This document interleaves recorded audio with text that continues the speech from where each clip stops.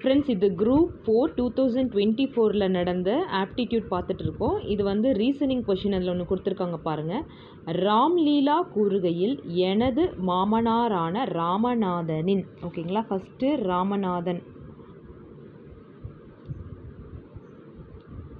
ராமநாதன் ஒரே மகனான ராமன், அடுத்த நேம் வந்துட்டு ராமன் கொடுத்துருக்காங்க. ராகவியின் தந்தை, இவங்களோட பொண்ணு வந்து ராகவி. இதுதான் கண்டிஷன், ஓகேங்களா. ராமநாதனோட ஒரே மகன் ராமன், ராமனோட ஒரு பொண்ணு ராகவின்னு சொல்லியிருக்காங்க. ரமணி ராகவியின் சகோதரி என்றால், ராகவியோட சிஸ்டர் யார்? ரமணி.